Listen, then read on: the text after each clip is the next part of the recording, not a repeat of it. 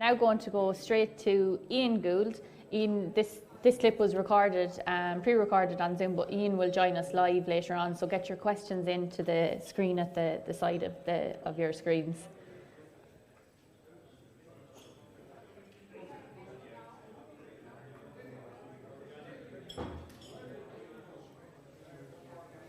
I'm really sorry that I wasn't able to get over to Ireland.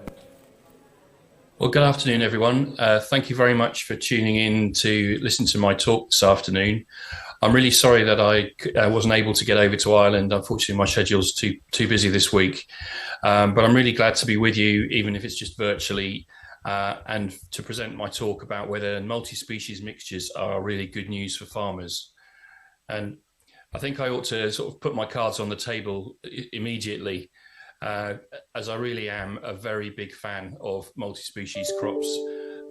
Anyone who's sort of seen me talking about cover crops and things will, be aware that I think using multi-species is really the way to go. They just tend to give the best outcomes in a wide range of situations.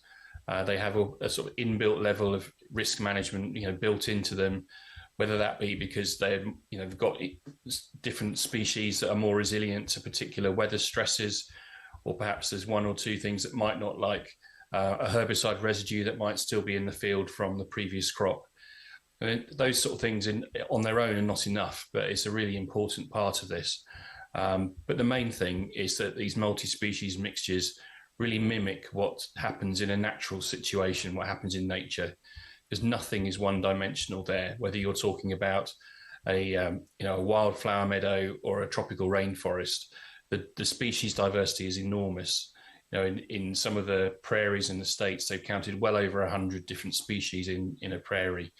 And we've got so entrenched in this way of one or two things to simplify systems. This is the best thing, but I think we're really missing things. And as synthetic ingredients and synthetic supplements like fertilizer and chemicals are getting so much more expensive, I think we need to look back and see what perhaps we've forgotten from the past.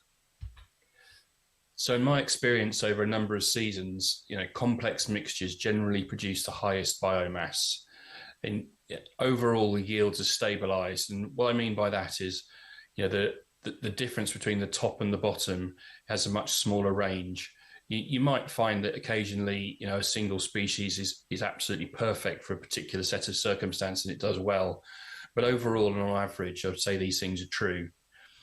The BRIC scores, which is a measurement of how much sort of dissolved sugar there is in the leaves, and it's a really good indication of how healthy and how well functioning your plants are. And those scores are significantly higher in these mixtures. And that also leads to a situation where the incidence of pest and disease pressure is significantly lower. And if your plant isn't fighting off pests and fighting off diseases, it's going to be able to yield better. And it's just, simple common sense. And one of the other things that these mixtures seem to do is they seem to be significantly better at drought tolerance. We've seen that certainly in the east of England this summer and elsewhere as well. But they do seem to both last longer. They're certainly not immune to drought stress, but they just seem to hang on a bit longer and recover faster afterwards. Now, the first time I really sort of noticed how mixtures did so well was a complete accident, and I call it the Hoover mix lesson. We were doing a range of trials to test out some herbicides on different species that we were using in stewardship mixtures for both wild birdseed mixes and nectar flower mixes. And we had about 16 or 18 species sown in individual separate rows. And when we were drilling them, at the end of each row, we had to clean out the drill, and then we sort of hoovered out the last bits of seed. And at the end of the day, we had a bag full of seed that we sort of christened Hoover mix. And we planted it in the sort of oddly shaped corner of the field, not really thinking too much of it. But undoubtedly, that sort of Hoover mix crop was the best crop in the field by an absolute country mile. It was amazing. And even the crops who, on their own were growing very well, they just grew better in the mix. And those that struggled on their own were absolutely fine in the mix. And everything we sowed, every single ingredient that was there was absolutely in the mix, in a reasonable proportion. The crops just looked a better colour, they looked healthier, and the biomass was enormous. You can probably see here from the picture. But we didn't perhaps realise at the time what we were looking at, but it was very noticeable, and it struck a chord with me back then. That sort of anecdotal evidence has really been backed up by several scientific trials from around the world. Probably the best known one is called the Jena biodiversity experiment, which is in Germany. And here they've got a 10-hectare field with around 600 different plots on it. And those plots range from monocrops through to really diverse mixtures with over 60 species in them. And there are around about 100 scientists working on this project every year, looking at things like nutrient and water cycling, carbon storage, the effects of climate, rainfall, that sort of thing. And the results that they've got from this are really, clear evidence that diverse mixtures have far more resilience to climate change, far more resilience to stresses. They're very, high yielding. And one of the real it was a complete accident, but the whole site flooded in 2013 to quite a depth, and it was flooded for several weeks. And a lot of initially they thought, oh no, the trial's ruined, it's a disaster. But actually what they decided to do was, go forward and see what they could measure when the floodwater had gone. And it was quite remarkable that the multi-species plots recovered the best and the fastest from this waterlogging event, whereas some of the monocrops either didn't recover at all or took a very, very long time to get back to anything like where they were before. So this one's in Germany, but in the States, there's a study called the Cedar Creek study, which has been run by the University of Minnesota along very, very similar lines. And it's striking to see when you look at the results from both studies that although they're on different continents, the patterns of response that they've been finding have been very, very similar. So here you've got the Jena experiment at the top and the Cedar Creek experiment at the bottom.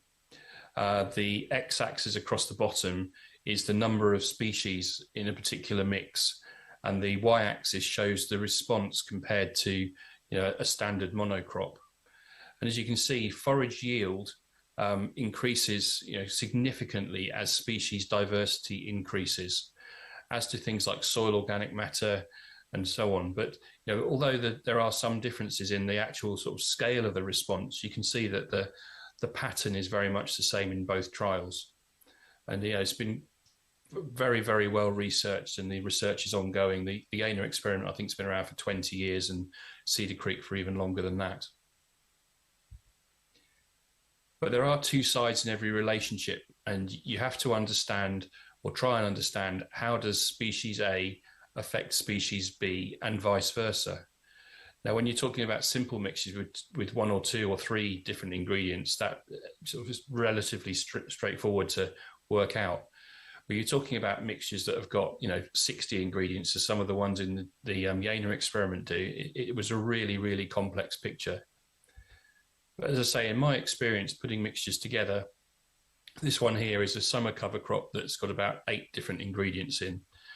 And they really do well. You would think that, one thing might dominate or whatever, but it can happen if you get sort of too greedy with one particular ingredient. But they rub along together really well. And, those different qualities, the different products and different species and different varieties, even of the same species, they bring different qualities to a mix, whether that be the physical architecture of the crop. So here you've got tall sunflowers with big, wide solar panels of leaves, gathering the sun and doing that. Plus, of course, they're providing pollen and nectar from the flowers. Then you've got things like the oil radish, the phacelia. There's legumes such as vetches and berseem clover in here. There's a real nice diverse mix, but you can see that the biomass is enormous, and the light interception is really thorough all the way from the top of the sunflowers right down to the ground, with various different plants intercepting. And don't forget that, basically the job of every single farmer, whatever you're producing, is pretty much to harvest sunlight in one way or another. And these crops do that extremely well. So what are we talking about when we talk about diversity? Well, in the mix of seeds, you could talk about a diversity of species. So that might be, radishes, sunflowers, phacelia, that sort of thing. Or it could be varieties of the same species. Now, clearly that doesn't give you as much biodiversity, but it can give you significant, different traits that individual varieties have. And even sort of when you're looking at species, things that are relatively closely related to one another, like perhaps a barley and a rye, they have significant and important differences between them, which when you understand them, they can be used quite intelligently in mixtures to give different effects at different times, perhaps. What you're really looking for is what's called functional diversity. And that's where you understand all the different qualities of a mixture are giving you entirely different things. But it's really important to know what you're looking for at the outset. So the three sort of main crop types are grasses, legumes, and forbs. Now, grasses include warm season and cool season grasses. So the warm season might be something like millet, and a cool season would be something like timothy or a ryegrass. But also remember that all cereals, so your wheat, barley, rye, triticale, those sorts of things, they're all basically cultivated grasses. So they're in a very similar crop type, and sort of from a functional diversity point of view, they are quite similar. Then we move into the legumes, and that's a very wide-ranging family with crops from things like faba beans through to peas of all different sorts. And you've got vetches, clovers, trefoils, all those things. So that's a really useful group. Obviously, they're very well known for being able to fix atmospheric nitrogen into the soil through their relationship with the biology. But they're a really, really important group.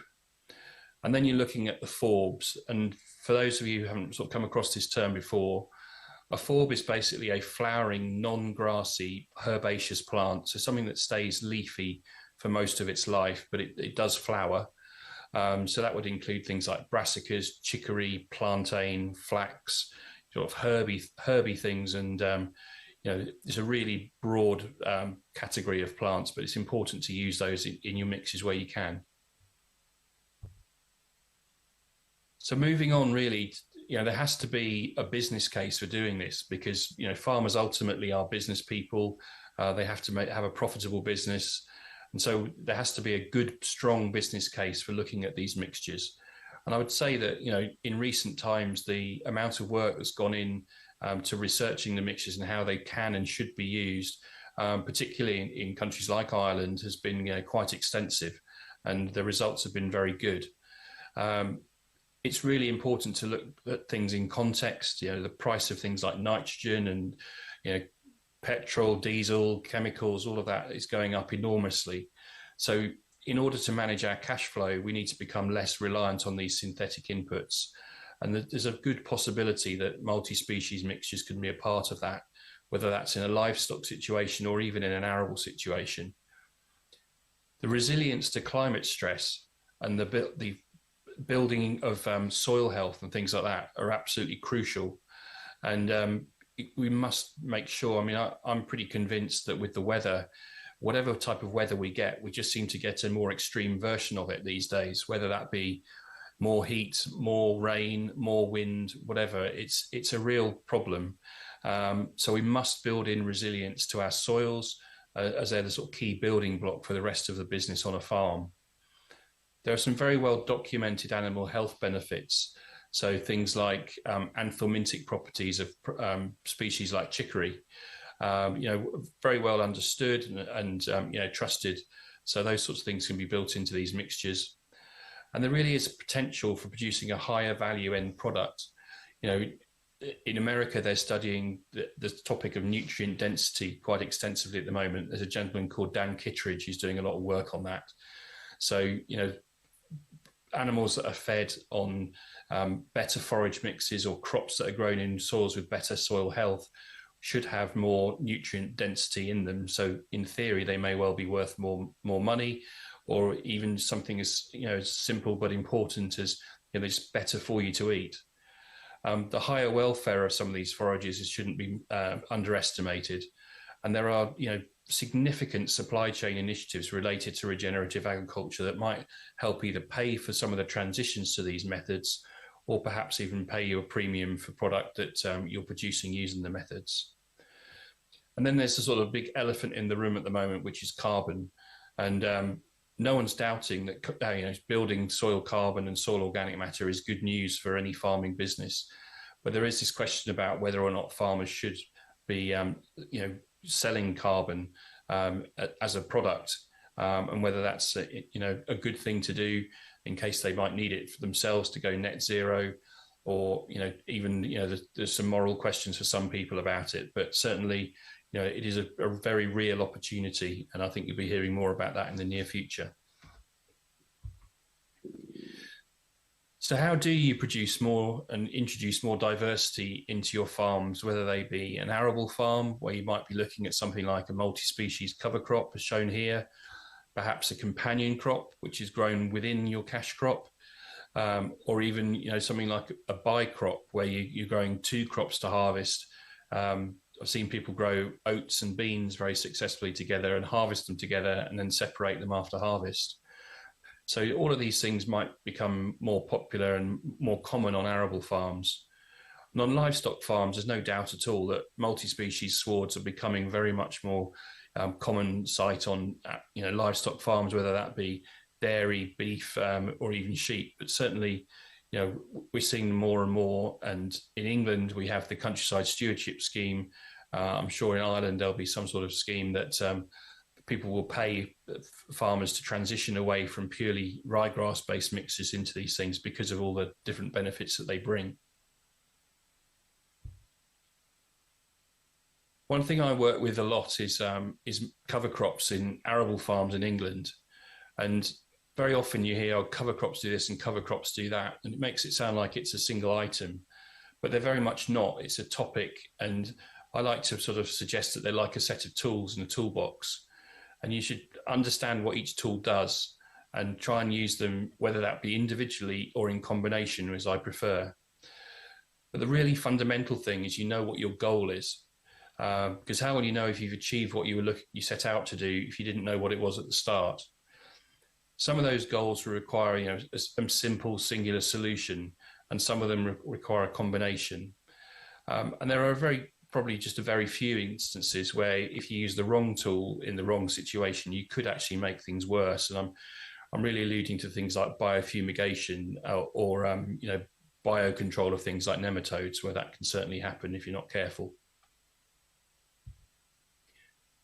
So why are we using them, in an arable situation? I mean, there are four main areas, which are soil, agronomy, water, and ecology. And for soil, you're looking at protecting the soil surface from erosion, whether that be caused by rain or wind. And you're also protecting below the surface from extremes of temperature. And where you see that there's plenty of examples of this on the internet of temperature recordings in the same field of soil just under a cover crop compared to bare soil, and the differences are enormous. And what that temperature does is high temperatures will kill biology, and we're trying to protect that biology because it's so useful to us. We're trying to use the cover crop to improve the soil function, soil structure, and so on, improving the soil health, improving the biology, which then interacts with the chemistry and the physical nature of the soil, and as I mentioned before, building soil organic matter. Water is a key resource for all farmers, and the ability of your soil to manage it and use it properly is really important and really key for success. And cover crops can help with the infiltration of that water into the surface to stop lateral runoff, but they can also facilitate better drainage and better pore structure, preventing loss of sediment and nutrient. That nutrient costs a lot of money these days. You don't want to lose it, let alone the problems it can cause by going to the wrong places and causing pollution. And that water use efficiency, creating a good pore structure, just both micropores and macropores, so that too much water is able to pass through, but you're keeping the right sort of amount of water in the soil structure where you want it for the growing crop. There are agronomy benefits from increasing soil fertility, either from using things like legumes that will produce that fertility, or just capturing any sort of free nutrient, like with radishes are very effective at keeping nitrates back in from leaching away. And just overall, you're improving the nutrient use efficiency of the soil. Clearly, they can be used to produce forage, whether that be sort of short-term temporary forages in a cover crop, or you can use them in a livestock situation, more significantly. And they can also be used to manage weeds and pests. One thing cover crops can do is cover the surface very, very quickly, and that prevents space being available for weeds to grow. And they can also prevent pests by using biofumigation against nematodes, and even some degree of allelopathy against weed seeds has been seen. And then there's sort of the really sort of interesting benefits to wider ecology. So you're creating a habitat that wouldn't be there otherwise, producing pollen and nectar for both predatory insects and pollinators, and improving all the overall natural capital and ecosystem services of clean air, clean water, and so on, which is so they're being talked about an awful lot, and people are trying to monetize them. So there may be opportunities that you'll be paid for doing this. We certainly work with a number of companies, water companies and so on, which are paying for things like cover crops in England at the moment. I'm sure that will be more common across the whole of Europe, and certainly it's already happening in places like North America on a huge scale. There are three main sources of benefits from the cover crop. So that would be the shoots, which is the above ground part, the roots below the ground, and then the exudates, which are compounds, generally carbohydrate compounds that are being pumped out by the roots as a sort of source of food for the biology, trying to create those interactions between the plant and the biology, which are useful, producing nutrient or producing other effects that are desirable for the plant to have. But I also, reiterate the point about pollen and nectar, which plants are giving out too, which can be hugely useful at a time where otherwise massive areas of the countryside are devoid of any life and devoid of any pollen and nectar. So it really makes my heart glad when I see 40, 50 hectare fields covered in crops like phacelia and buckwheat and oil radish, and they're still flowering well into October and sometimes into November, producing that pollen and nectar. But talking to people like Joel Williams, he'll say that the really, really important part of a cover crop is what's going on below the ground, and that would be the roots and the exudates that are really doing the interesting work. So depending on what your goal is, would sort of pretty much dictate which of the features of the crop are the most important to you. But as I said before, in most cases, that would be the roots. But if you're simply, on a particularly sloping field and you're looking to protect the soil from excess rain and soil erosion, you really want something that's going to cover the ground very, very fast and with some roots to anchor the soil. But something then like, perhaps mustard or buckwheat or something, just give that really fast growth, or perhaps something like a reasonably high rate of a radish would do that job very well. You're lots of leaves, fast growth, going to cover the ground. If you're looking to control weeds, again, that fast cover would be really useful. But as I mentioned before, the effect called allelopathy might also work. So then you might perhaps use buckwheat, which is known to have some effects against grass weeds, but usually at a higher sowing rate than would normally be used in a multi-species mixture. Biofumigation involves very often producing either an effect on the pest's life cycle, or perhaps producing a product like an isocyanates, which can be almost like toxic to weeds and pests in the soil through a sort of, when the crop is destroyed, it produces a layer in the soil which has that effect. Very often in those situations, you're looking at using just one or perhaps two varieties of either oil radish or mustard, rather than a wider multi-species crop. Speaking to some of the breeders on the continent, they really do warn against using multi-species, because what you can do is, in the case of nematodes, very often what you're trying to do is make them hatch and make them grow, and then interrupt their life cycle when they're at that point to kill them off. But if you've used a multi-species mix, you can quite often find that you increase the numbers, but then the killing off part doesn't work very well, and you might end up with more than you started with. This is a really sort of quick example of a crop used for weed control. This is buckwheat sown at about 40 kilos a hectare, and this was done for grass weed control purposes in France. You can see that even after just 4 weeks, you've got really thorough ground cover, and you got a lot of roots producing that effect on the grass weed, so it was very effective there. In most cases, farmers are really looking for multiple benefits, whether that be improved soil structure, nutrient creation or nutrient capture, and perhaps even some grazing, as you can see here with some sheep on this farm in Northamptonshire. You can see in the picture on the left-hand side, the crop there has got about 5 different species in. You've got a cereal, a brassica, there's Phacelia in there. I know there's a legume in this as well.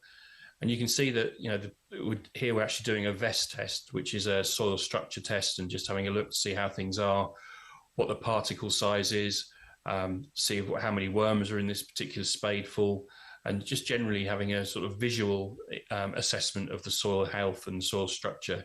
And you can see here that despite the fact it's a fairly heavy soil, the structure is not looking too bad, and there's some really good macro pores, and there's a number of worms, I remember, in that example. And then on the other picture with the sheep, here we've got the sheep really being used just to kill off the crop. I mean, the mix was created with grazing in mind, but that wasn't the main function of it. It was largely done for soil health reasons. But we're just using the sheep to lightly graze it over to bring the biomass down, open the crop up, so that when we did use the glyphosate on this particular field, there wasn't as much obstructing the glyphosate came down to where some of the pesky grass weeds were in the field. So we got some benefit for the sheep, but also, say, major benefits for the soil structure. So considerations really when you're looking at sort of general soil improvement would be the soil type, whether it's sort of nice heavy clay soil or a real thin sand. Some of those things would affect what's likely to grow well there. Whether you've got any specific issues, and particularly I'm looking here at things like really bad compaction, which it might be the case that it would be better to use a subsoiler in that situation to alleviate the problem that is there, and then use plants to keep the compaction away. When looking at using a subsoiler, if the conditions aren't right, immediately the opportunity to get the crop in the ground, what we've often done is sow the crop anyway and let it grow, and then at a later date we've gone back in with a low disturbance subsoiler, something like a Heaver Stealth springs to mind. It's got a really sort of low impression on the surface of the soil, but it does a really nice job at depth to try and break that compaction layer down. And even though we've been through, the crop was fairly undamaged by that, and actually grew much better as a result of that bit of compaction alleviation and moving the ground, and the end result was really terrific. It did a great job. So don't think that you couldn't do something like that inside the crop itself. You definitely need to look at what crops you've got in the rotation and when they're coming next. So you need to look at what crop was sown before the cover crop opportunity and what's coming after, and work out how long you've got for that cover crop to perform its job in the field. The worries about crop rotation are very real. Whether you want more brassicas in a rotation that contains rape, and the worries about clubroot and so on, they need to be carefully considered. And things like potatoes with nematodes, and making sure you're not making those worse. I'll be honest with you, some of that information is not widely understood yet. We definitely need more information and more studies on those things. And doing no harm should be your sort of first thought when you're doing these crops.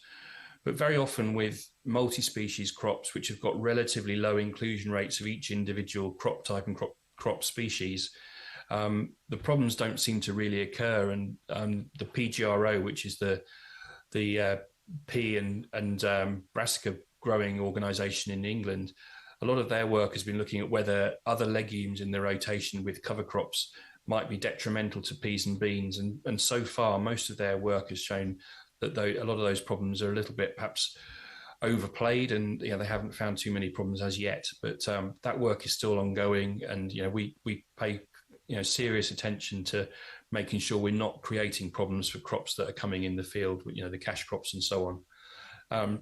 I genuinely believe that we can use more plants to help solve problems than we will create them. But as I say, it's not something that we're unaware of, and we need to, certainly need to be careful of.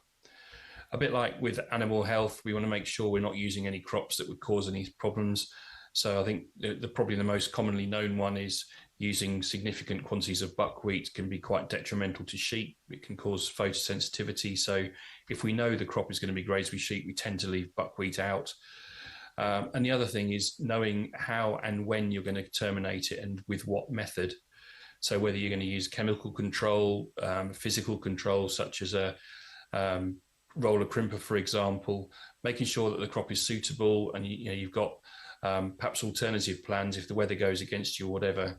But it's important to keep all these things in mind and before you start and try and, as I refer to it, as engineer out problems before they occur. So here is just some examples of things that we'd be sort of thinking about. So nutrient availability, you've got the roots there that's a bean plant with some nice legume nodules on. You've got wireworm from a trap, and then on a sandy soil, we've been using a legume and herb-rich sward there to try and put some organic matter back in. But at the end of the day, you're not going to change the fact that that is a sandy soil. It's always going to be that way.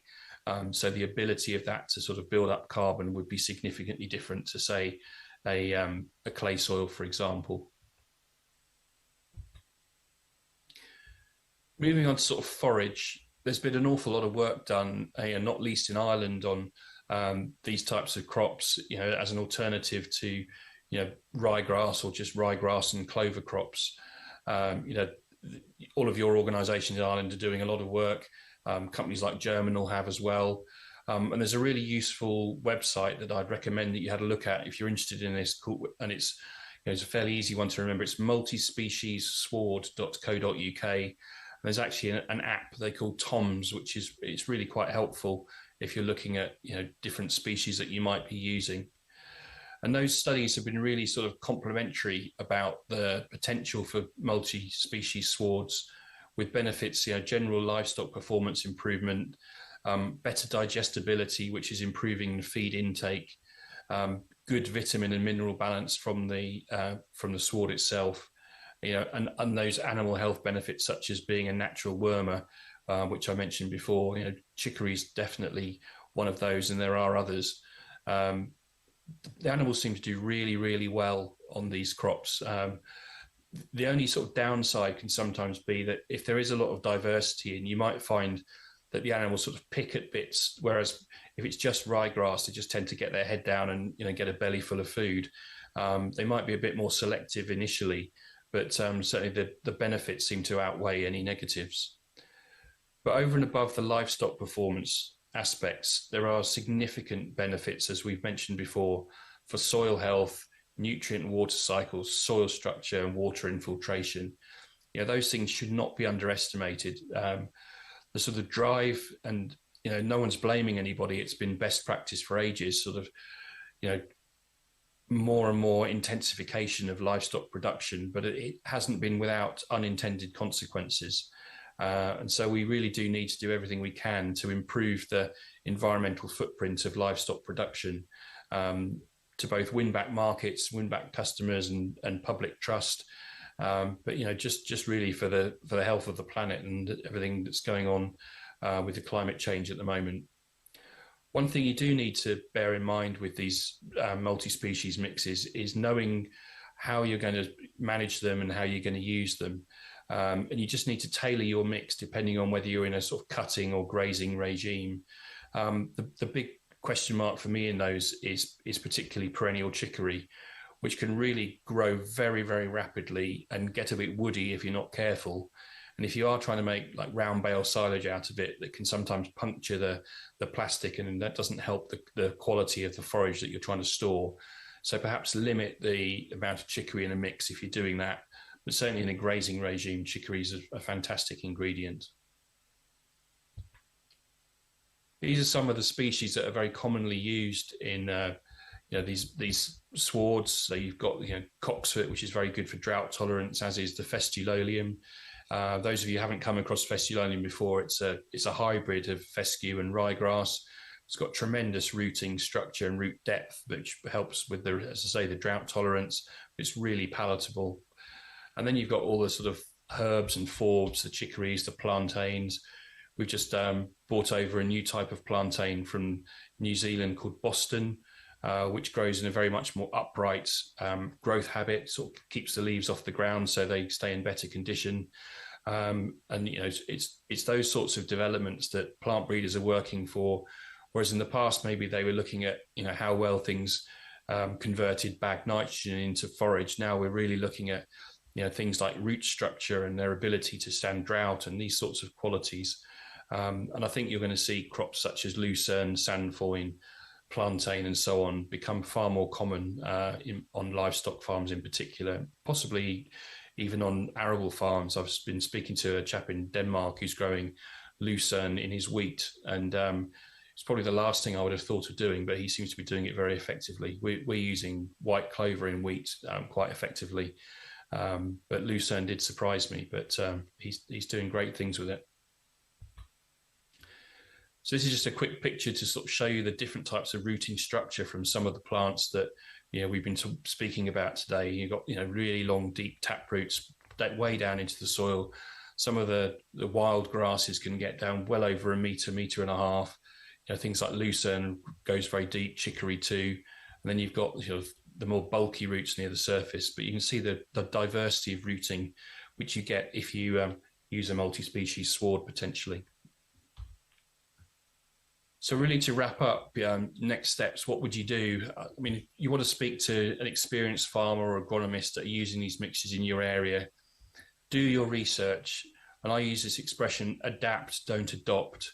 To adopt something, very often you're just basically copying, and you can copy without ever understanding why you're doing it. But to adapt it to your own context, you really need to get into it and understand what it's doing and why. And just tweak it perhaps just to suit your particular individual circumstances. So remember, adapt, don't adopt. And whatever you choose to do, give it a fair trial. Make sure it's big enough that it matters to you. It's not on your worst field, doesn't have to be on your best field either, but something representative of the farm, and give it a go. And if it doesn't go right first time, review it and improve it and give it another try. Don't give up at the first failure. Quite often, the people who persevere really get into it and find the real benefits, and they're really happy that they stuck with it. So that's all for me on the recording. I hope that the Zoom link will work, and I'll be now live and direct and ready to answer any questions. Thank you very much.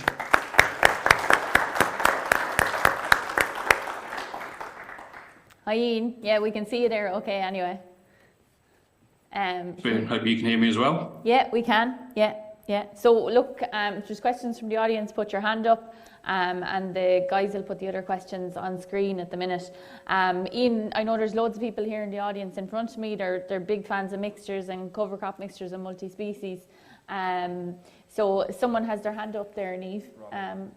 So we have two questions. So look, I was going to ask him. We'll go straight into the audience's questions here now. Niamh has the mic to someone. It's Robbie Byrne. Yeah. Cheers, Ian. Great presentation as usual. You might just touch, I know we'll come back to multi-species. I know it's probably geared more towards grazing. You might touch briefly on some of the innovative work you've been doing on micro clovers and white clovers as understories, if you don't mind. Thank you. Yeah, good to hear from you, Robbie. Yeah, we've been working with white clover, and this is where perhaps a dose of the reality of doing this, as opposed to really wanting to include lots of different species. And this is one of the reasons why we've almost ended up just using white clover in this context. So what we're trying to do is what they call a living mulch. So it's a long-term cover crop in the bottom of a cereal crop, into which we keep growing wheat every year. The reason that we're using the small leaf white clover is sort of several reasons. One is not all clovers are the same, and this clover is called small leaf for a reason. The diameter of the leaves themselves is, probably less than half a centimetre, and it stays very small and near the ground. It doesn't start climbing up the crop and becoming a problem and interfering with harvest. So that's the reason we use that particular type. If you were to use something that, perhaps some of your dairy guys are more familiar with in a forage context, that could really get out of control and become a real hassle to the growing crop. And the reason that we use it on its own is its ability to tolerate a couple of litres of glyphosate as a weed strategy. So what we do is when we've harvested one crop, we'll often leave the clover to grow on through the summer. Occasionally there's enough forage there to give it a quick bite with some sheep or something. And then particularly, where I am in England, we have a particular problem with grass weeds, and glyphosate is still effective on those. And what that'll do is it will take out the grass weeds that are there, and it will defoliate the clover, allowing us to do a no-till drill of the wheat crop into it, and then the clover will grow back underneath the wheat from the rootstock, from the rhizomes and so on. It's working very, very well. Now, we'd love to use things like yellow trefoil and red clover and other sorts of legumes in that mixture, but they just don't tolerate that glyphosate spray. And it's really, really useful to have that facility.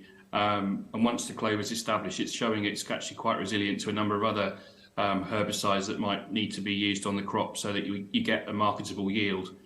Because at the end of the day, all of this environmental stuff that we're trying to do is only going to ever become mainstream if we can also produce good yields of the crop that we're harvesting too. That's really interesting, Ian. We've another question here from the floor, in the middle of the floor. Put your hand up if you have another one, so Niamh knows where you are. Yeah, it's just multi-species in relation to, say, in dairy when we're closing off paddocks in the October and that. And I suppose the advice is to graze them bare, to leave light to the clover.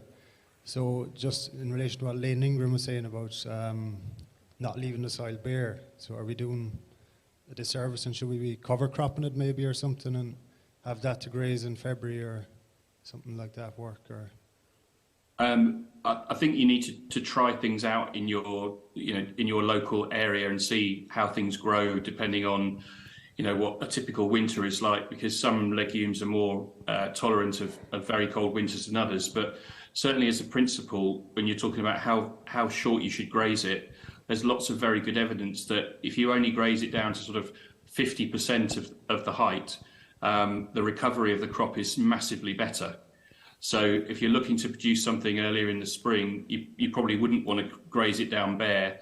I must admit, actual sort of grazing strategies are not my forte, but certainly when you're talking about regenerative farms and rotational grazing systems, actually their principle is almost like graze a third, trample a third, and leave a third, and it's to try and leave that cover on the ground. Because what they found is when they graze the shoots, so the above ground part, if they do that too much, it has a really significant damaging effect on the root mass. And what you're trying to do is generate that recovery. So I wouldn't be in favour of grazing it right down to the ground. Yeah, thanks, Ian. And some of our speakers on mob grazing will talk about that as well. We have a question here in the audience, and then we'll go to some of the ones from online. In an organic arable situation, you're harvesting later than the conventional system. How your risk is a lot higher when you're trying to establish a cover crop. Have you any suggestions of overcoming that, or is it down to seed selection or anything like that?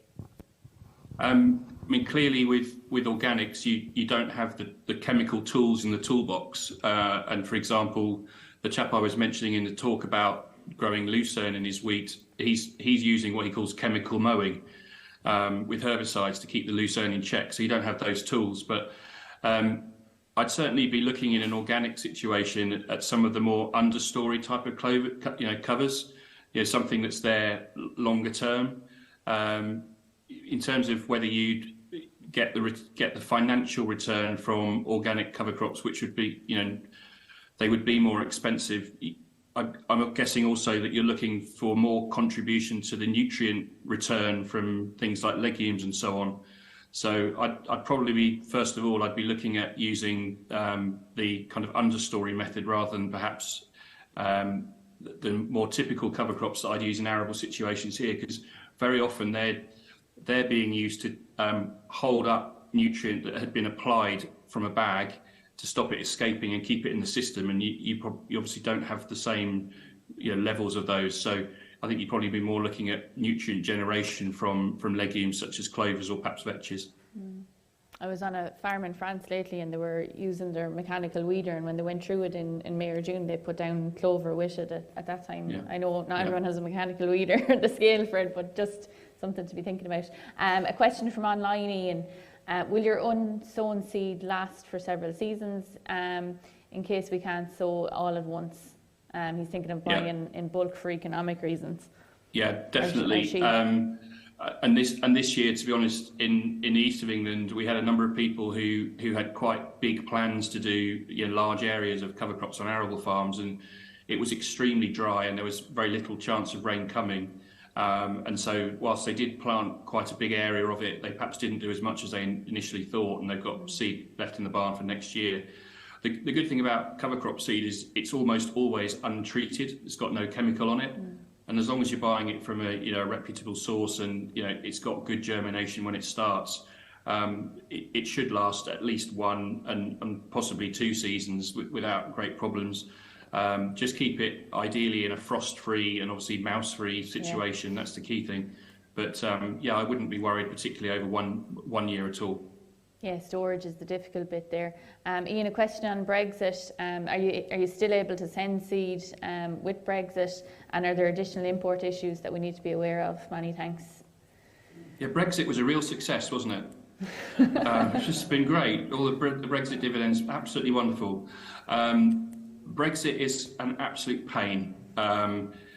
When we're talking about sending straights, the problems are simplified. But in terms of us sending mixtures to Ireland, or Republic of Ireland, the costs of us doing that are so high now that we haven't entertained the idea.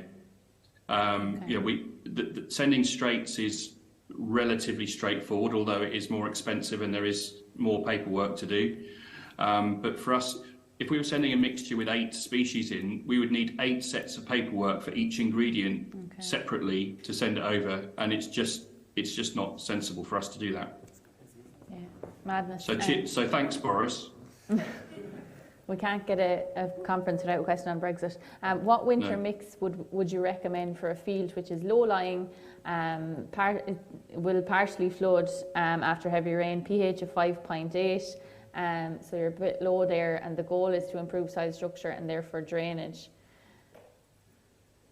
Well, legumes generally do okay in slightly acidic soil. They're not too bad. So very often I'm asked how you can make cover crops cheaper, and I always recommend that if you are going to grow some farm safe seed, to get bulk things that you're more familiar with growing. So certainly in this part of the world, it'd be things like oats and beans, peas, linseed, that sort of stuff, rather than trying to go and grow Phacelia and Berseem clover and stuff. But oats would be fine in that scenario.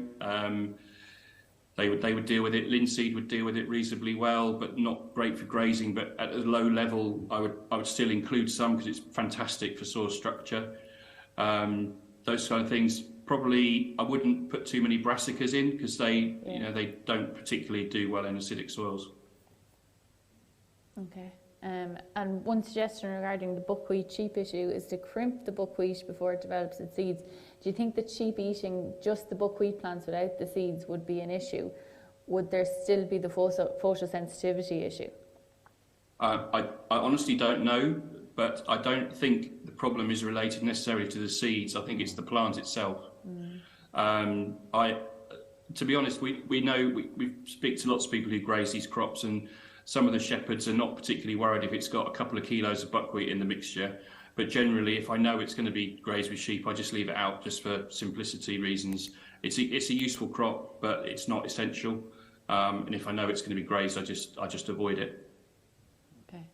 I don't think we've any more questions from the floor. So one more. Okay. Thanks, Ian, for a very interesting talk. I just have one question there. Have you have any thoughts, or is there any area for research into a post-glyphosate world? Thanks. Yeah, there's a lot of work going on in that, and the one thing I would say is don't forget that glyphosate is a herbicide, and we've got lots of other herbicides in a non-organic situation. So there would be other ways of tackling weed problems in a conventional farming setting. There are certainly people looking at organic systems with things like crimper rollers and so on, and some crops at some stages in their development crimp extremely well and they'll die off very effectively. Others are a bit more of a pain, and certainly in my sort of more typical area of work, which is in English arable farms and where they've got grass weeds, crimper rollers do not deal with grass weeds at all. It's a real potential problem.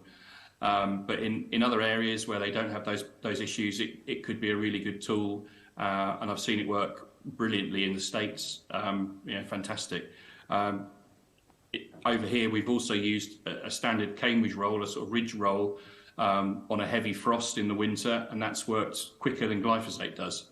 But again, it doesn't really get to the grass, those little pesky grass weeds at the bottom of the crop. So the agrochemical companies are working hard to develop new products, and the organic sector are still working with things with sort of shallow tillage and things to control them. But there is a lot of work going on already. But glyphosate, I can't get away from the fact it's a very useful tool, and I think used for some things it doesn't worry me at all. It does worry me when I hear it's used as a sort of a pre-harvest desiccant type arrangement. That worries me a lot.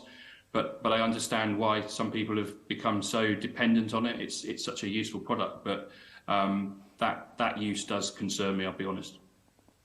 Yeah, and certainly very useful in some of the more in the conservation systems. Thanks very much, Ian. Look, that's been really good, really insightful, and I think we've all gained a lot from it. So thanks for joining us. I think we'll give Ian a round of applause, and thanks for answering the questions. Thank you.